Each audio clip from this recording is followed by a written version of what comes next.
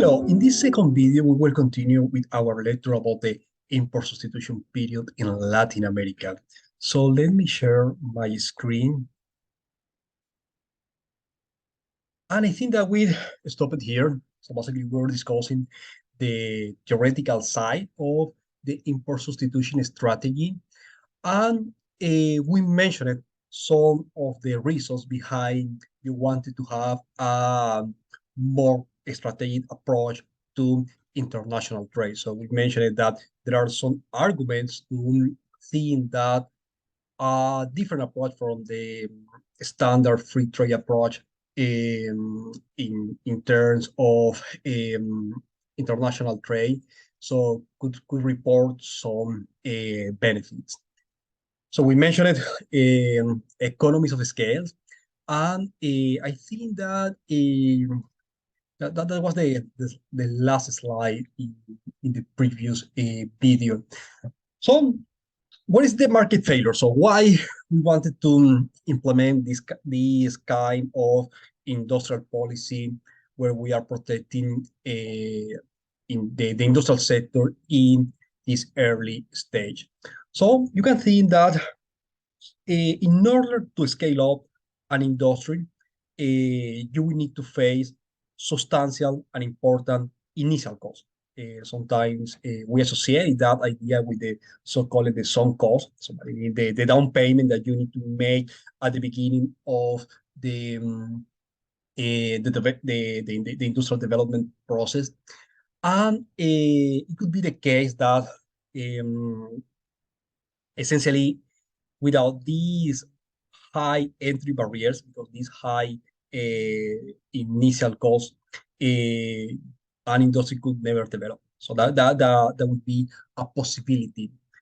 However, you can think that entrepreneurs see industrial development like a long-term project. So basically, what they do at the end of the day, if they are investing, if they are developing a new industry, is that they could think that if an idea, a business is very profitable, so the discounting the future payments or the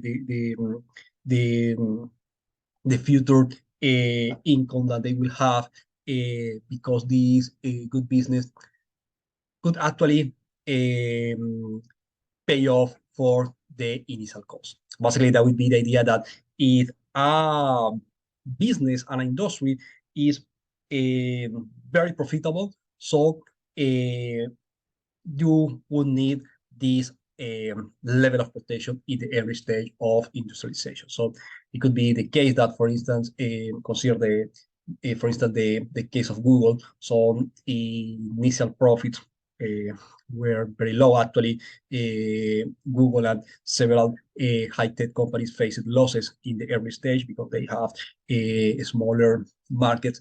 And of course, that is a different situation from that of today in these industries.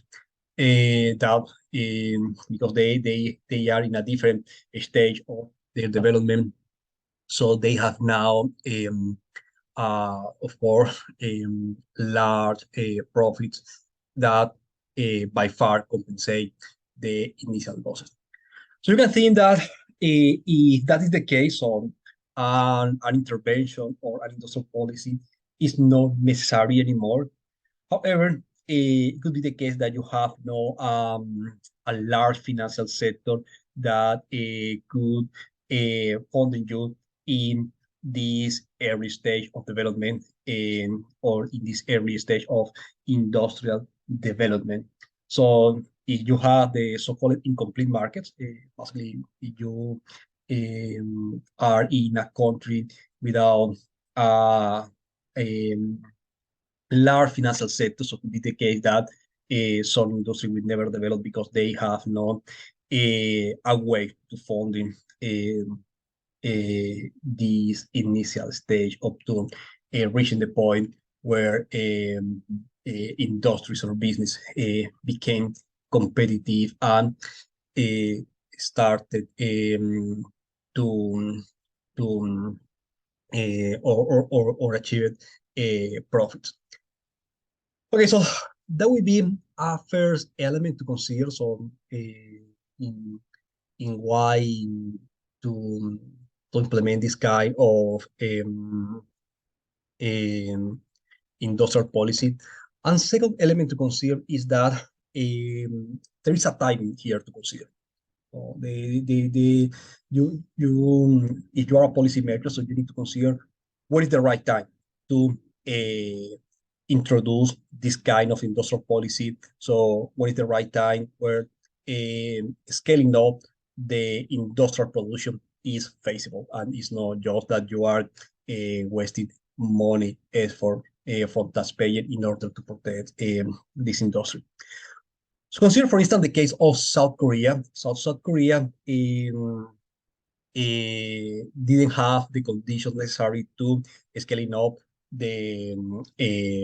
an important in industrial sector like the automobile industry was in in the 1960s. So basically, introducing an industrial policy in the 1960s, where South Korea have no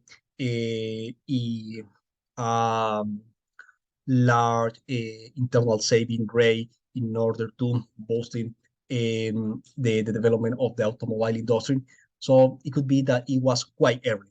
So basically the point here is that you start to implement this policy very early when scaling up the manufacturing sector is not feasible. So basically you are not achieving the target that you are looking for. That is basically to promoting industrial development. So it's not only important to consider which policy you will need in order to boost industrialization, but also it's important to consider the right time to implement that. So basically what a policymaker would like is to implement this policy when the potential payoff is the highest. Okay, and a final comment is that, I mean, on the theoretical side of the import substitution industrialization, is that you have a trade-off between cost in the short run and benefits in the long run. So at the end of the day, the decision that policymakers will face in implementing these policies, assuming that the policy will work, if the benefits in the long run will compensate, will outweigh the costs in the short run. So basically, in the short run, consumers will face higher prices. So that will be like the cost associated to protectionism.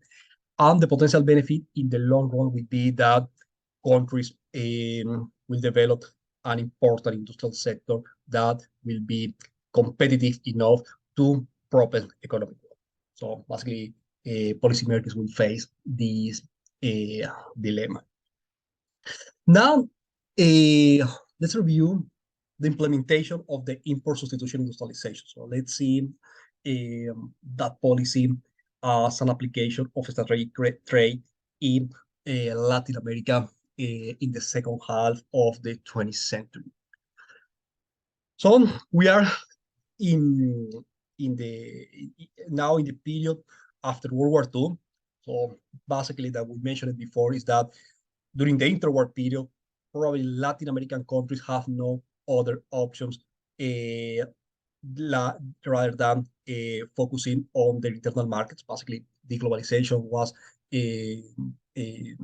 implemented essentially in almost every country. So even that, even if countries were keen to boost their sporting sector, so they have no several options, because you have protectionism in North America, in Europe, and essentially during the Second World War. So you have even a further level of intervention in international trade. So probably the interesting question here is not why countries in Latin America opted for internal markets are for the inward-looking industrialization during the interwar period.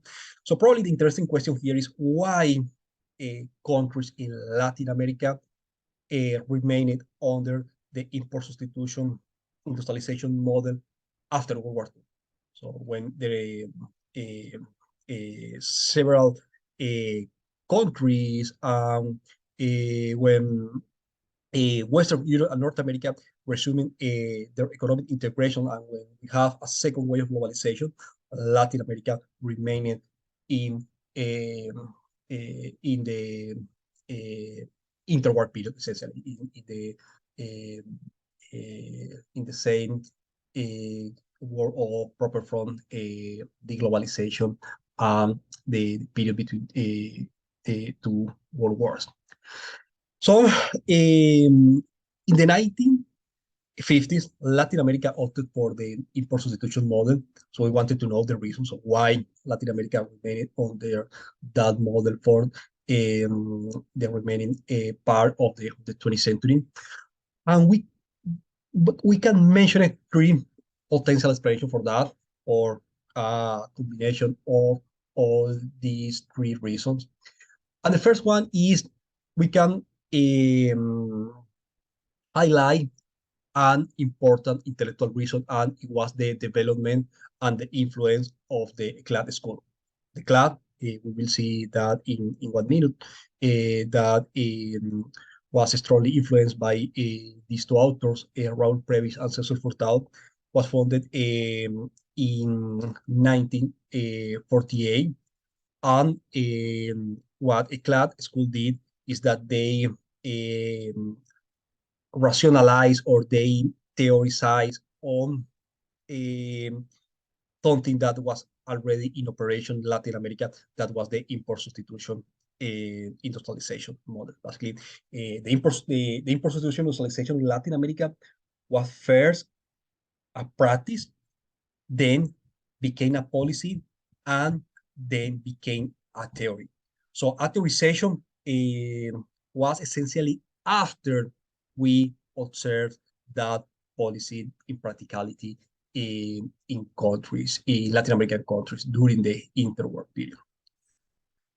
In addition to the CLAD intellectual influence, we can also mention the economic structure. So basically, the main constraint that you have under the export-led growth model is essentially that because these economies are very well integrated into the world economy, they are very sensitive to external shocks. So basically, because international trade is at the core of the economic model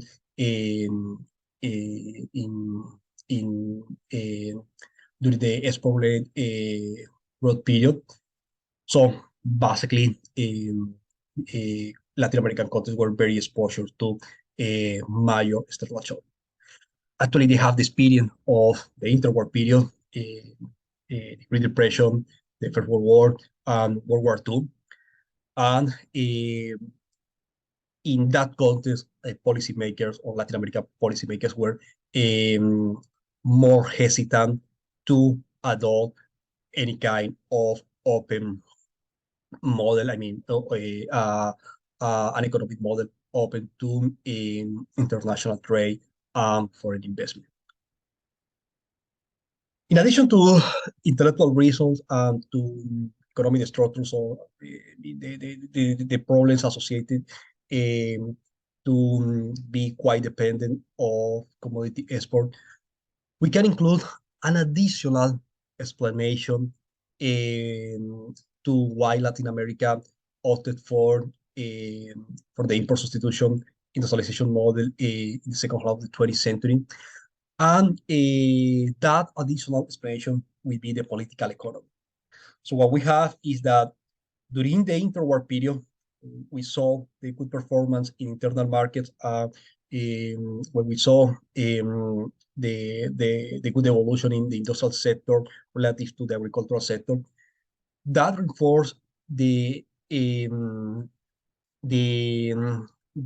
interest groups associated with the industrial sector, basically for the economic elite. So probably it was more profitable, or the profit opportunities were now mainly in the industrial sector rather than in exporting commodities, like was the case during the export-led growth era. So the temptation of a captive market was so high in in the second half of the 20th century in Latin America, and you can think that this group of these interest groups um, basically pushed for a high tariff and for protectionism in order to continue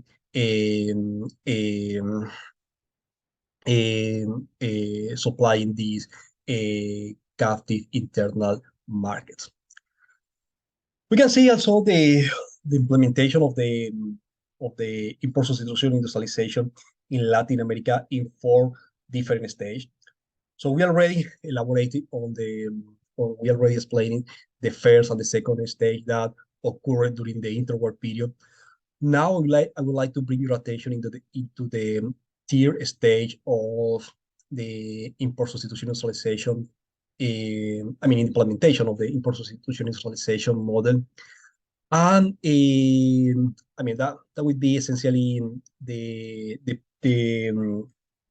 case following the Second World War up to the 1970s. And in the 1970s, we will see the final stage of the import substitution industrialization era. And that would be a major financial crisis that Latin America experienced in the 1980s. I will talk about this last stage in another lecture. So on week 8, we have a lecture on this topic. So I will essentially I will focus on the third stage, basically basically the period that started after World War II and goes up to the 1970s. So we will talk about the 80s in another lecture. Okay, so which was the rationality in the import substitution industrialization model? So basically, as we have mentioned it before, so the whole idea was protectionism on infant industries in order to boost the national industrial sector. So we have a strong intellectual influence by the CLAD in school, or CEPAL in Spanish. We already mentioned these two economies that were the main intellectuals behind the CLAD school ideas. So the industrial policy that governments needed to implement according to the class school view in order to boost the industrial sector was a strong intervention via high tariff barriers to international trade in order to protect domestic industries. We usually associate the import substitution era, because we are talking about import, we associate that with only government intervention on international trade. But what we have in practicality is that government intervened also via the financial sector. So we have a lot of financial repression in this period. That was another part of Latin American countries' industrial policies during this period. And just a reminder that Latin America opted for an economic model oriented to their internal markets. Basically, the target here was avoiding imports, or try to reduce imports at a minimum rather than to promote export.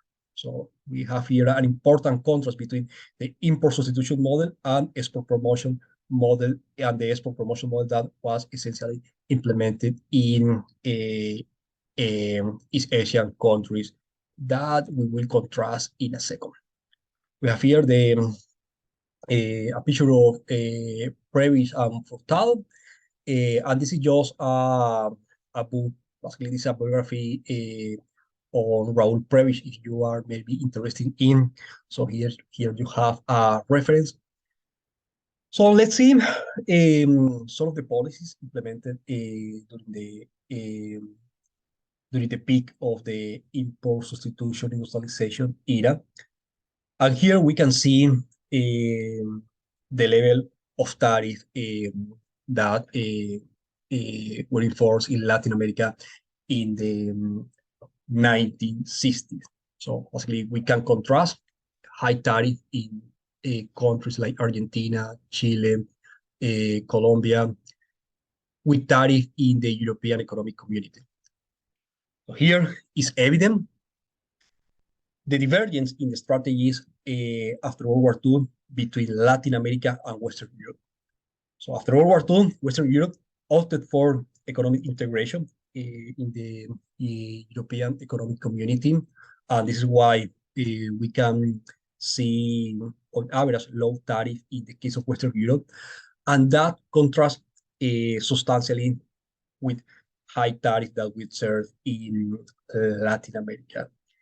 Notice that those high tariffs were observed not just in a particularly kind of goods, but basically in almost any kind of goods. So we have high tariff in consumer not durable goods, in consumer durables, even in raw materials. Essentially, it seems like we have a widespread protectionism here in Latin America. Another important thing to consider here is that even that you can make the case that Latin American countries couldn't compete with Western European countries, with North American countries in manufacturers because all the arguments that we mentioned before, because the lack of experience, because the lack of learning by doing. Notice that also we see a poor trade integration within Latin America. So what we have in this table is the intra-regional export by product. So we have here um, manufactured products as well as primary and raw materials goods. And what we can see is that you have a very poor evolution. So the size and the magnitude of intra-regional trade was quite poor. So we don't see a clear pattern here. And even that in manufactured products, so we can see a relatively high level of integration in categories like chemicals. Notice that you don't see a major change. So basically, there are a relatively mild progress in the early 70s, but in general terms, the level of economic integration is relatively low within Latin America. So that would be a point to consider in this last potential explanation about why Latin American countries opted for protectionism or for inward-looking industrialization, and it was the presence of interest groups that prevent not just a higher level of integration in the world economy, but also a higher level of integration within Latin America. This poor level of economic integration, as I mentioned it before, was not just constrained to international trade. So we see deglobalization also in terms of capital flow. I mean, also in terms of integration in capital markets. We can see that in the evolution of foreign investment as a share of the GDP here in this table. that we have for essentially for the 20th century Latin America. So we can contrast how the, the relevance of foreign investment in almost essentially in all countries in Latin America declined in the second half of this 20th century relative to his peak in the early 20th century. So basically, we can contrast here the export regrowth period with the period after World War II. Basically, we are contrasting here um, two very different periods in terms of foreign investment. So, in addition to protectionism, financial repression, another important characteristic of the import substitution era was macroeconomic disorder. So basically what we have is an important macroeconomic disorder in several countries, particularly in the southern countries. So here we have the annual average rate of inflation for six countries or for the six largest economies in Latin America. And what we can see is that in Argentina, Chile, Argentina, Brazil, and Chile, on average, the inflation rates were substantially higher than in countries like Colombia, Mexico, and Venezuela. But still, even in these countries, I mean, except Venezuela, that have low inflation rates. So you can notice that, for instance, in Colombia, that is usually classed like a country that was more conservative or more orthodox in his macroeconomic management. So even in Colombia, so we see that inflation rates were around 10%. So this is not a marginal or a low inflation rate. So here is that I mean high inflation in Colombia, also in Mexico. But it's true that in Mexico you see a moderation of inflation in the 60s relative to this level observed in the 50s. So what happened is that we don't see in Mexico and Colombia the super high level of inflation that we observe in countries like Argentina, Brazil, and Chile. So what we have is macroeconomic disorder, but a different level of that macroeconomic disorder. Also, that could be extended to the level of implementation of the import substitution model. So we mentioned it before that, for instance, in the case of Mexico, there was a more moderate version of import substitution, basically because, for instance, Mexico never implemented capital controls. Also in Colombia, we see that Colombia different governments essentially orientate to protectionism and financial repression, but they didn't implement ultra expansionary monetary and fiscal policies. So fiscal deficit was relatively low during the 20th century in the case of Colombia, and that contrasts with the southern countries that implemented implemented the import substitution model in a more extreme version. So that would be probably the way how we can explain difference in inflation rates between these countries from the southern cone and this other group, countries like Colombia or Mexico that didn't experience such a high level of inflation. Okay, also it would be in the second half of the 20th century that we will see the economic divergence Now we will see the divergence if we contrast Latin American countries with um, countries like South Korea or the so-called Asian tigers that have uh, really good economic performance during the late 20th century. Something that is interesting here is that you can notice that the divergence occurred essentially after the 1960s. So notice that, and but it's more evident after the 1970s. So notice that, for instance, in 1917, Argentina's income per capita was 4 times higher than that of South Korea. And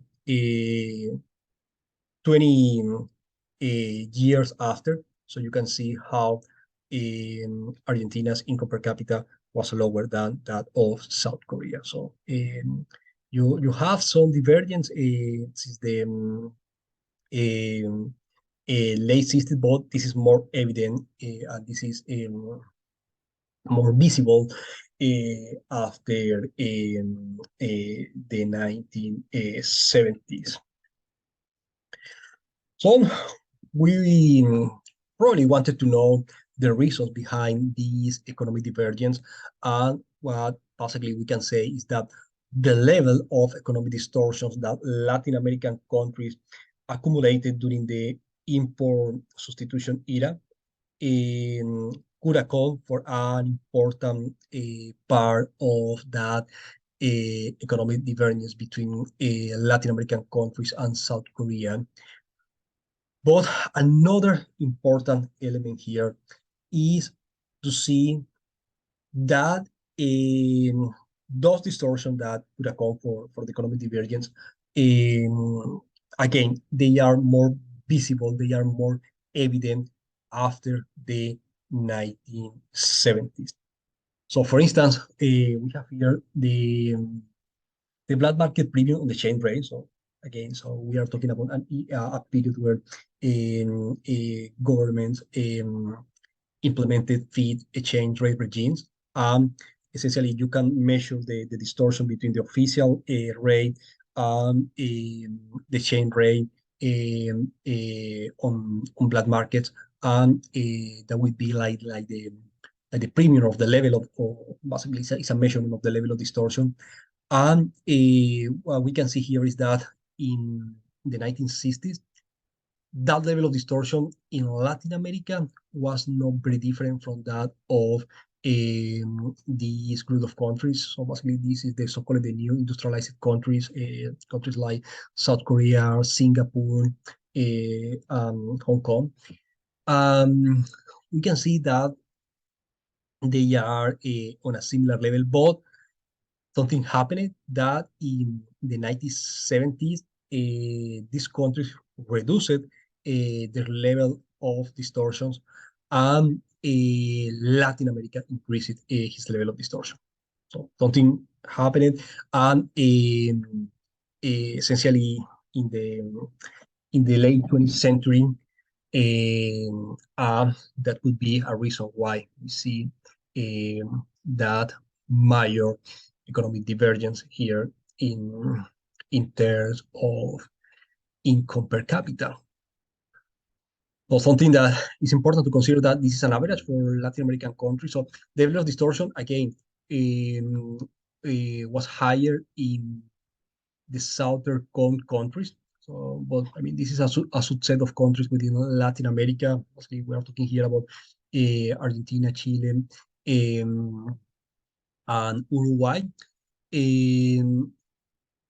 Also, we have important difference between countries. So even that in the 70s, we have a higher level of distortions, aggregate level for Latin America. So we have a important difference between countries, and you can see that the level of distortion in the exchange rate in the case of Chile was substantially higher than that level of distortion in the case of Colombia. Or something similar. We can say that for the case of Argentina. And something that would be interesting is that we start to see the deterioration in the level of distortion in the case of Venezuela. So we mentioned it before that Venezuela would be the case, would be an outlier here, would be the case of economic convergence rather than divergence. But in the 1970s and in the 80s, we start to see also some problems, also in the case of Venezuela. A similar measurement for economic distortions could be the distortion of the price of capital. So it would be how more expensive the capital is because all the distortion that you have, for instance, via financial repression or constraints to having access to credit.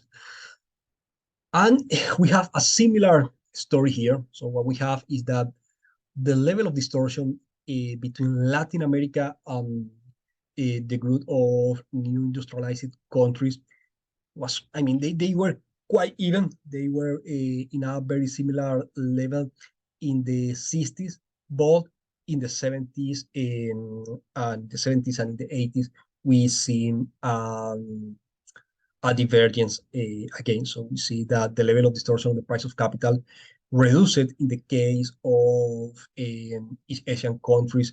And I mean, not in all East Asian countries, but essentially in this group that did very good in terms of economic growth in the late 20th century. Again, these countries are the so-called the Asian tigers. But we see that an increase in the level of distortion in the case of Latin America. Again, we have here a substantial difference between countries, and we can see that, for instance, the level of distortion was higher in the case of Argentina and in countries like Colombia, Mexico, and again, we have Venezuela here. All these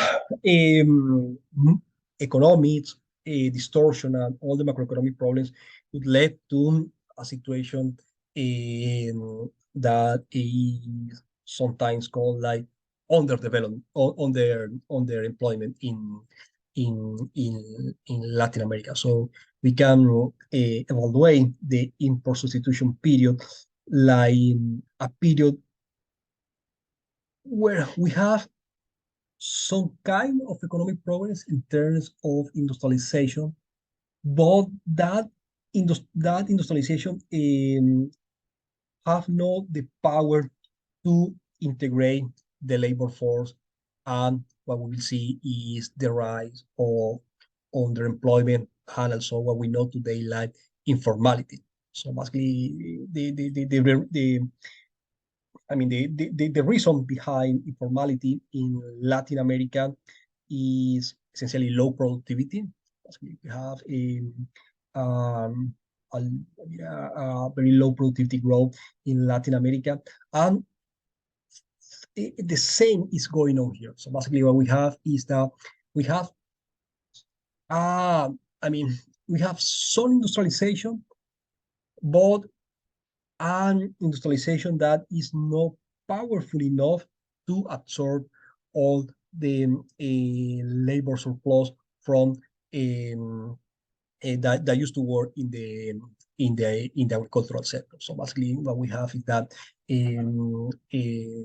industrialization in the case of Latin America started somewhere between full level of industrialization and um, an economy shaped essentially by the agricultural sector.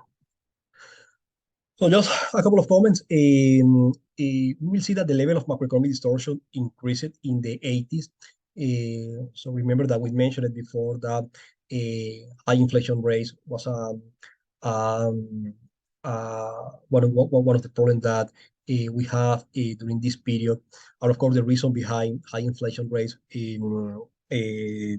was the persistence of a high fiscal deficit. So government use it in Latin American governments used the monetary policy to funding government expenditure and to cover the fiscal deficit. That was obviously the reason behind a high inflation rate. But we'll see that a high level of inflation accelerated in the 1980s. So we will talk more about this in a couple of weeks when we have the lecture for the sovereign debt crisis of the 80s. Again, so this is the evolution of the external debt. But again, so let's talk about this in a couple of weeks. Okay, so summarizing, summing up all what we have said about the implementation of the import-substitution in industrialization in the case of Latin America, so we can make an assessment now what would be the outcome of that policy in Latin America. And we can say that essentially Latin America was relatively successful in implementing the easy stage of the import-substitution industrialization model. Basically, the easy stage is producing manufactures or essentially consumer goods for the internal markets. So they were successful in achieving that target, but they failed in the more in the more complicated part or in the more complicated stage of industrialization that was essentially to develop capital goods and to export at a high scale. Basically, the lack of export promotion of the lack of um, the lack of manufactured export was the core was a problem in of the ISI model in Latin America. So this is what I said before. That policy, that strategy started somewhere in between. Okay, so in addition to that, so that strategy came with a cost, and that cost was a lot of macroeconomic disorder and a lot of constraint, a lot of problems to implement structural reforms. We'll talk more about that in in in some weeks. We have another lecture about structural reforms during the 1990s. But basically, the whole idea here is that the ISI model created a lot of constraints on Latin American countries' ability to reform. And in addition to all the macroeconomic policy, the constraints to reform, so what we have is a high level of distortion on prices and incentive that increased or became more evident after the 70s. So I have here a quote that who summarize so why that I mean why the I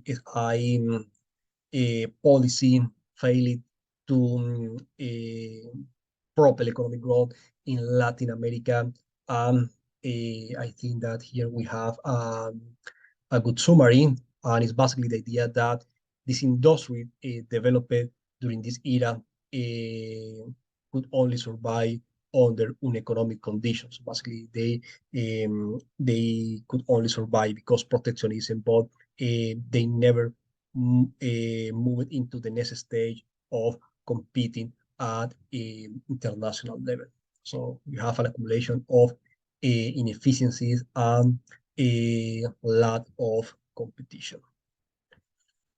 Okay, in the final part of this lecture, I would like to explore also some important institutional change that occurred in the transition from the export regular model toward import-substitution industrialization, or toward the inward-looking industrialization era.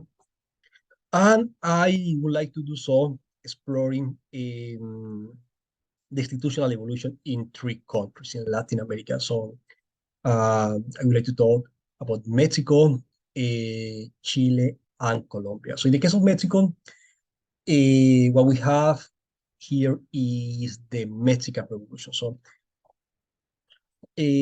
just a comment before talking about the Mexican Revolution. So to a certain extent, what we have here is that the collapse of the export-led growth model was also the collapse of the so-called aristocratic republics from the late 19th century in Latin America. So what we have is that something structural was going on in the early 20th century. We mentioned it in the previous video that there was a higher demand for redistribution in Latin America, and essentially the aristocratic republics failed in deliver that um, um, um, that request for a redistribution, that an increasing urban population, but in general, Latin American population have at the early 20th century.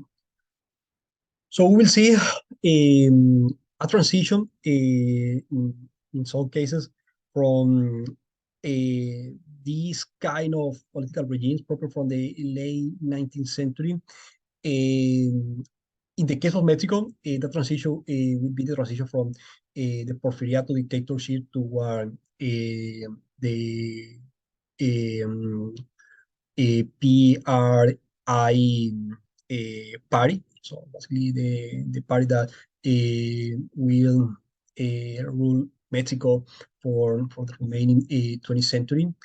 Basically, what we have is a transition from a full dictatorship or autocratic regime toward a single party regime, where we have a higher level of democratization, but still you have an important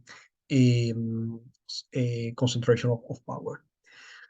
Okay, so let's review the Mexican Revolution. But basically, what we have is, I mean, an important point to understand the Mexican Revolution is the long-lasting Porfirio Diaz dictatorship. So what we have is that in the case of Mexico, the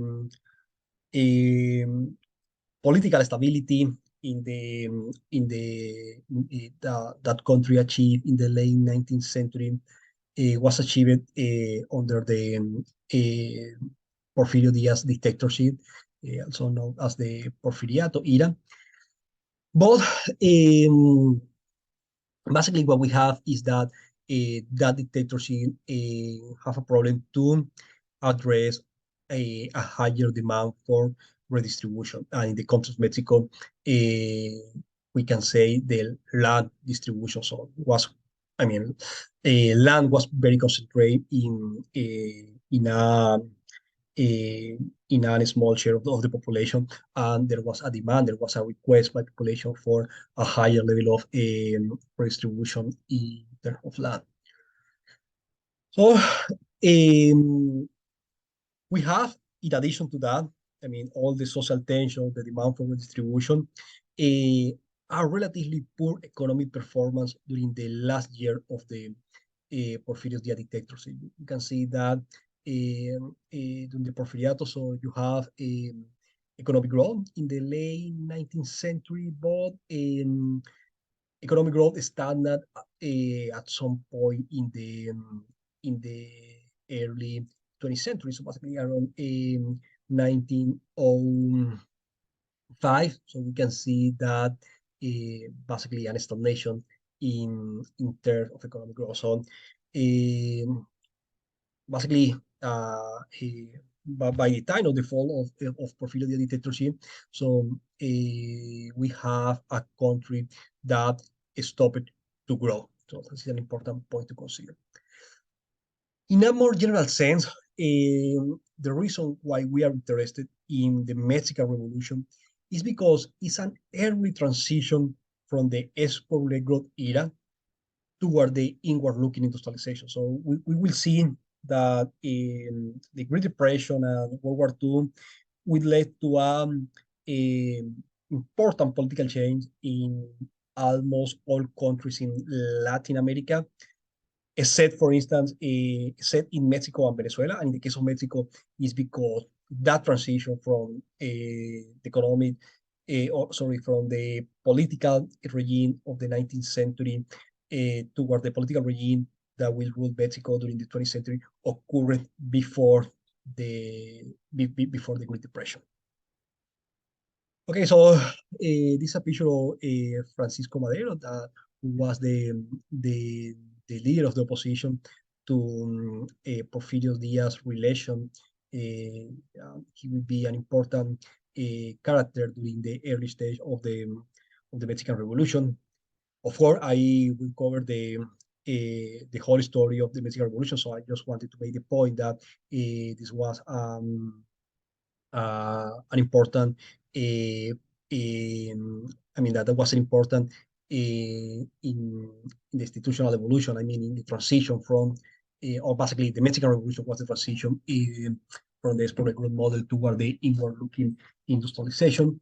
And basically the new political equilibrium could be achieved after the Mexican Constitution of 1970. After that, so we will see an increase in democratization. Again, we will use this indicator of constraints on the executive power. So basically, what we have is that during the Porfiriato, an autocratic regime, then we have after Porfiriato, so we have no good measurement for the years of the Mexican Revolution. And after that, so we will have an increase in democratization, but that increase in democratization will, cannot be classed as a full democracy, because what we have is essentially a single party system. What we'll see is that the PRI party ruled Mexico up to 2000. I think that it was essentially during the remaining of the 20th century.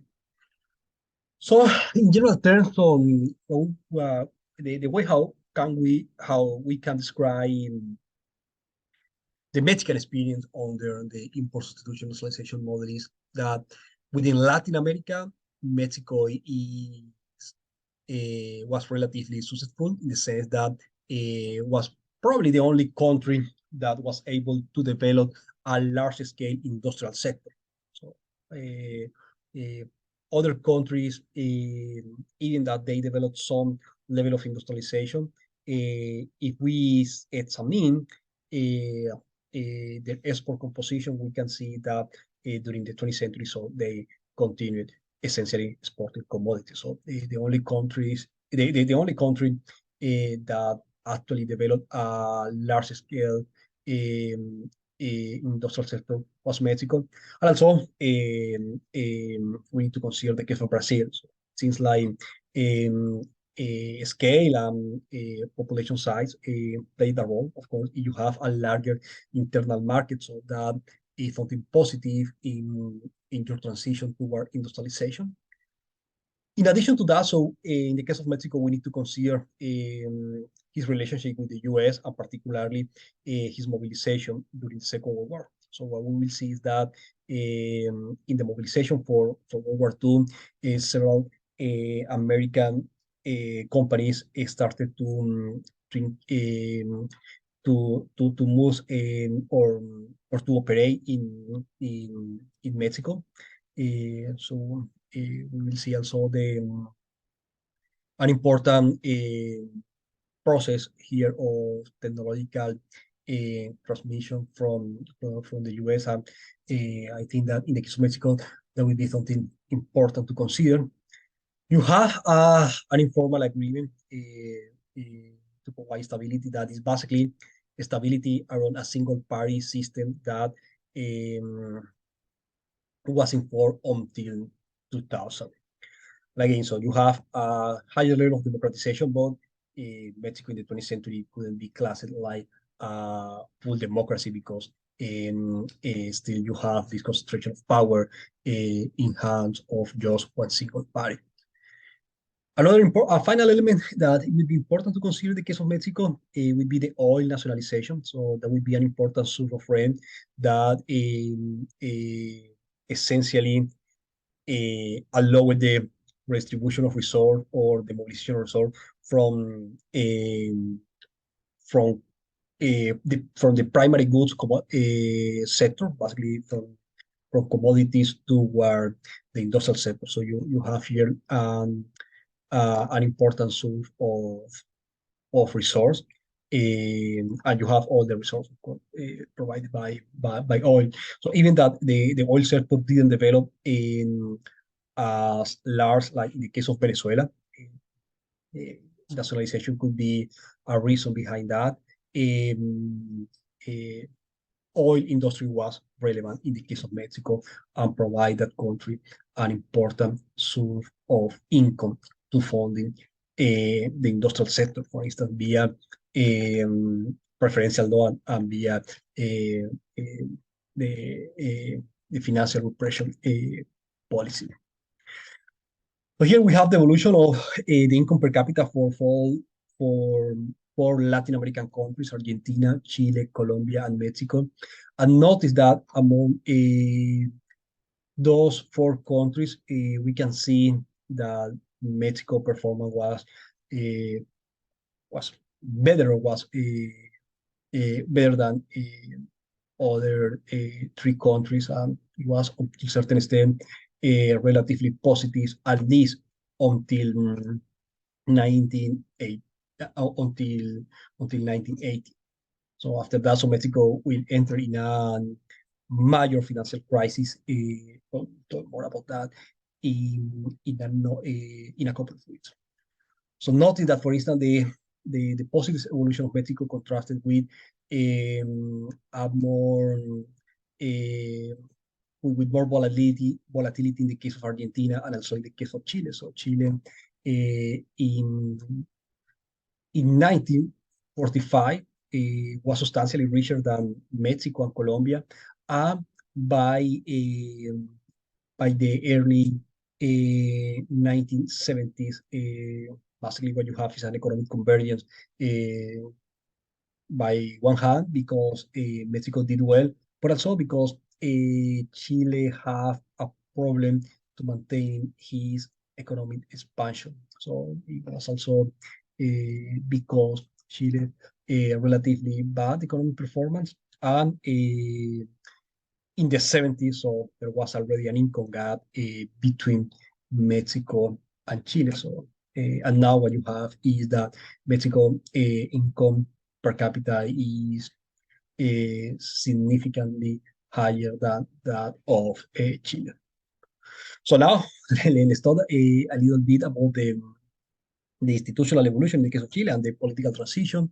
So as we mentioned before, the end of the export growth model was particularly strong in the case of Chile. Also, Chile was quite integrated into the world economy via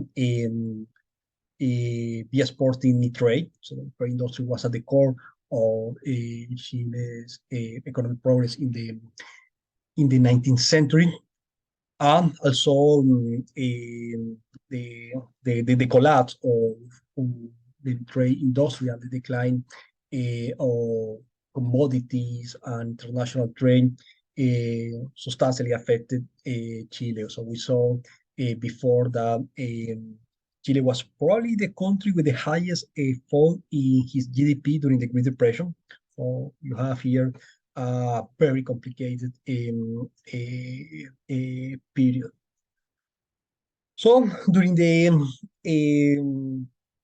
export-led growth era, also basically in the early 20th century, we can see an increase in urban poverty. What we have is that a large population that used to live in the countryside started to migrate to cities, particularly to Santiago, and we will see the rise of urban poverty in the case of Chile. So that will create social tension and that will increase the demand for redistribution. And what we will see is the fall of the parliamentary regime. So we mentioned it last week that the political regime that ruled Chile in the late 19th century and in the early 20th century was the so-called the parliamentary era. So we will see the collapse of that regime in the mid 20s. So in the mid 1920s, that regime collapsed. The proximate reason it was that there was a lot of pressure to make reforms on the labor legislation, and the parliament opposed to any major change on the labor market. So basically, there was a higher demand to measurements like better working conditions, wage, strengthening the role of unions, and the parliament systematically opposed to that. That led to the collapse of the parliamentary regime. We have a coup d'etat at some point in the 1920s, and to the establishment of a new constitution. That was the constitution that was enforced in Chile for a substantial part of the 20th century. So it was essentially enforced up to 1918, when there was the new constitution in Chile. So we have is that the new hegemonic party in Chile, so the party that ruled Chile, or that was like the key party during in this transition. It was the Radical Party. So the Radical Party was a party that tried to attract voting from middle class and from the from working class, and they came to the power in 1938, and we have and they ruled Chile for 14 years. So they implemented a lot of the changes that shaped the import-substitution industrialization in the particular case of Chile. So they, for instance, established a Corfo, that was the developing banking institution that we mentioned before. But it was not just developing banking. So also they funded a state-owned enterprise that basically had the monopoly in some sectors or in some industry that were considered strategic for the government, like for instance, electricity in the case of Enel, steel in the case of CAP, and oil in the case of ENAP, or Empresa Nacional del Petróleo. So this is a picture of an slum in Santiago. So it's just to illustrate how intense and problematic urban poverty was in the early 20th century. And here a picture of the Chilean Constitution of 1927. An important characteristic of this constitution is that there was a redistribution of power between the parliament and the executive power. So it was a presidential. I mean, this constitution strengthened the power of the executive. So it was what we have now is a presidential regime. We have no parliamentary regime anymore. So an important clarification is that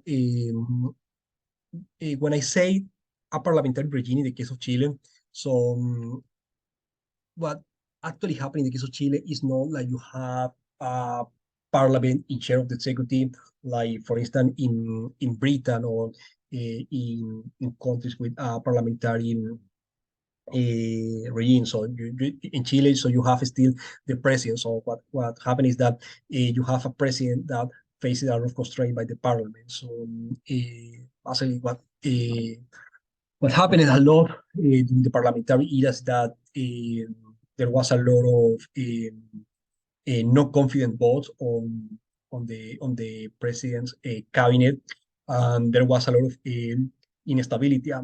Essentially, instability, no in terms of the country in regular operation, but I mean in terms of the executive power, I mean relative power. So basically, it was the president relative power was substantially constrained by the parliament, but still you have a president during the parliamentary era. So with the new constitution, so we have an strengthening on the president role, and basically that would be like the main factor of the transition in the case of Chile.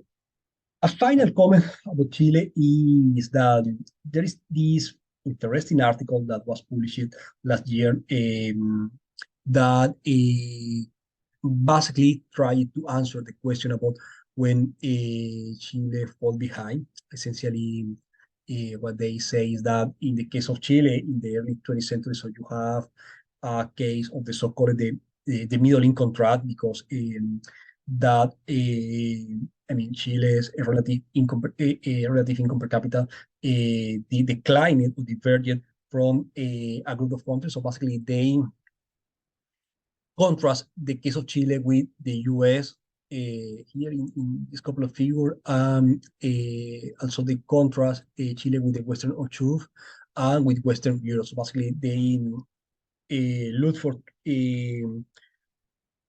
three different groups of countries where the import substitution industrialization policies were not implemented. And they tried to see how the middle income trap is associated with that in the case of Chile. So basically what they also do is that they find evidence that you have an economic divergence, but the specific question that they have is when that divergence started. And what they found is that 1940 is in the year when there was an structural change in the long-run evolution of Chile relative income per capita. So basically, they associate that with the establishment of Corfu and the consolidation of the radical governments in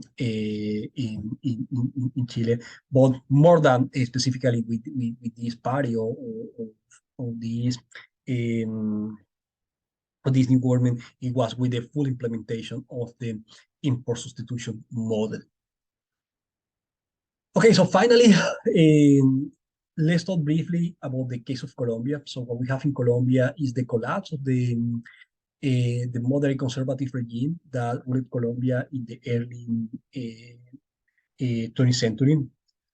As a result of the Great Depression, so we see a swing in the political pendulum toward a new party. So the Liberal Party, that was the opposition, became the hegemonic power for 15 years. So basically,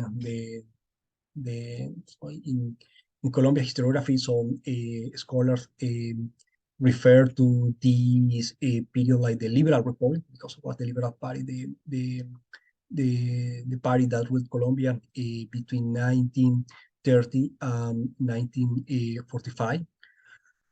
And what we have in Colombia is a country where the import substitution industrialization was also implemented, but not with the same intensity like, for instance, we have in the case of Chile or in the case of Argentina.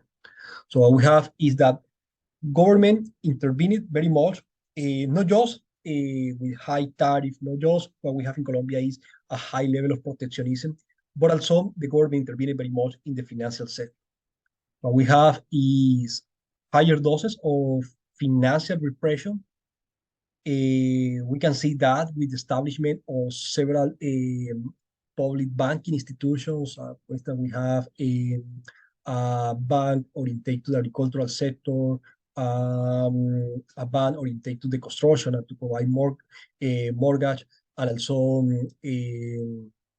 we have the that we mentioned before, the development banking. We have a ban for the livestock sector, and also a ban for specifically for industrial development. So we have a high level of financial repression, but at the same time, a relatively orthodox management of the macroeconomic policy. So we will see low fiscal deficit in general terms, and in that sense, Colombia will be an outlier in Latin America. We will talk more about that particularity in a couple of weeks, and we will see why Colombia was the only country that didn't default his external debt during the 1980s. So Colombia was an outlier in the sense that relatively low fiscal deficits during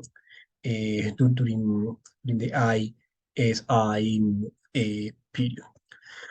So I would like to end just a couple of pictures. So we have here a picture of President Rafael Reyes, that it would be probably the